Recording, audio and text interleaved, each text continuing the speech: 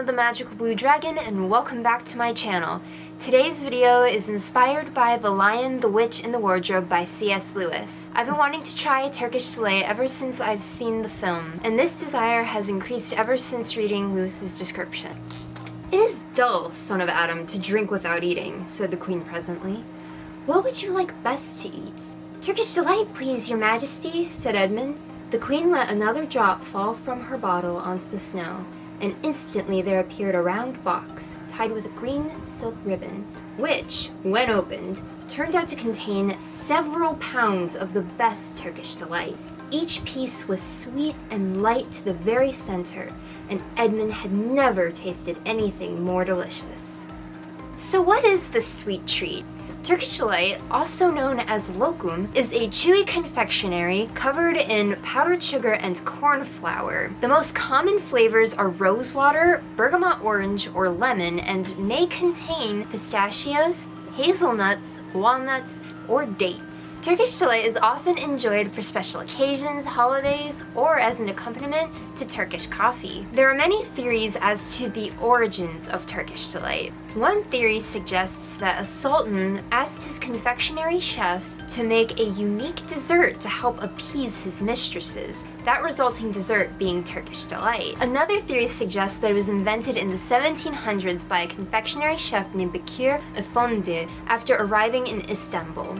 But one thing remains consistent is that an unknown British gentleman arrived in Istanbul and fell in love with this dessert. He brought some back to Britain and then coined the term Turkish Delight. During World War II, food items such as sugar were rationed to make sure that food was evenly distributed when they were becoming scarce. Since sugar was rationed, sweets were more difficult to come by, making things like Turkish Delight a very special treat. Knowing all of this, it makes sense that when given the option to have anything in the world, Edmund would choose the sugary Turkish Delight. Without further ado, let's try them. So I'm going to start off with the Usos exclusive traditional taste Turkish Delight plain. I wonder what plain means for the flavor. Well, we'll find out. As you can see, this piece looks like it's been left outside during a snowfall with how delicately the powdered sugar and corn flour are sticking to it. And in the places where the candy underneath is exposed, you can see a sort of caramelized coloring. Let's go in for a bite.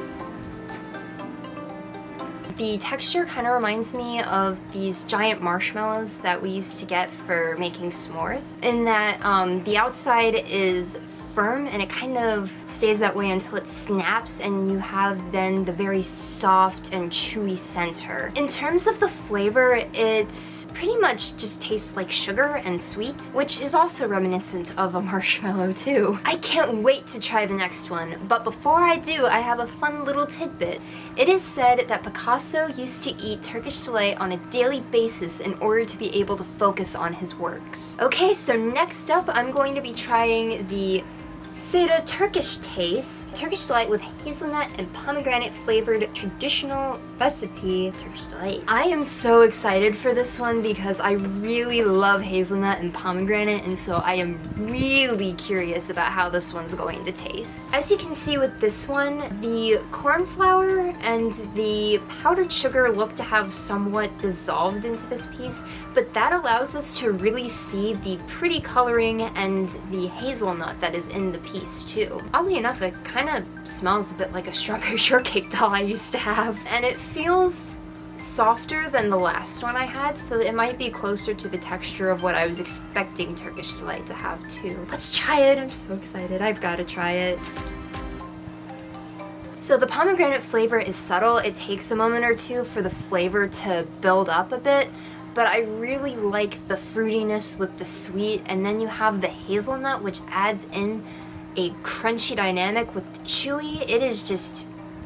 It is fantastic. Between the two, this is my favorite so far, though it's still not quite the texture I was expecting Turkish Delight to have, but all in all, this was an amazing experience for this one too. Now that I've tried Turkish Delight with hazelnuts, I can understand why Churchill's and Napoleon's favorite Turkish Delight included pistachios, because of the texture that it's able to provide in comparison to the chewiness of the candy. So now we're down to our final one, which is the Marmara Share the delight, authentic Turkish delight with coconut hazelnut. Now, coconut is one of those flavors that can either be really wonderful or it can be too much for me. But with how great the flavors have been with these Turkish delights so far, I really have high hopes for this one. Looking at this piece, it kind of reminds me of a hedgehog because of the coconut shavings sticking out from it. I can't really see much about the inside, but it looks like it might be a similar caramelized color to the first one. But I can also definitely see where the hazelnuts are, so I'm really looking forward to that. It kind of feels like it might be reminiscent to the firmness of the first one, and it might then be very soft and chewy on the inside. So if so, it'll be good. Let's dig in.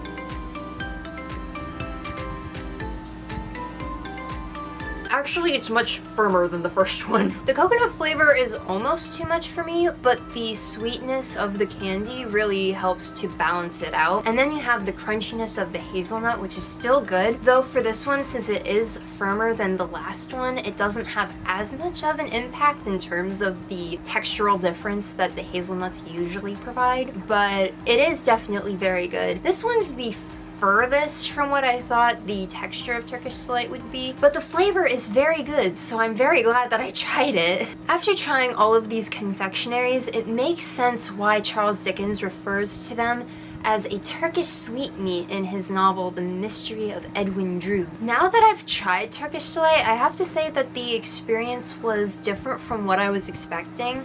Then again though, I did buy these online, whereas it probably would be different if I had bought them fresh out of shop. Overall, I would say that they were all very good, but my favorite has to be the pomegranate hazelnut. The contrast between the crunchy and the chewy and the fruity with the sweet, it was just such an amazing experience. If I had a room full of these, I'd almost betray my sister for them. Almost. So what about you? Are there any foods that you've been wanting to try because of a book? Let me know in the comments down below. Also, if you're interested in trying any of the Turkish delights I've had here in this video, I'll be leaving links to them in the description as well. Thank you so much for watching. I'll see you in my next video. Goodbye!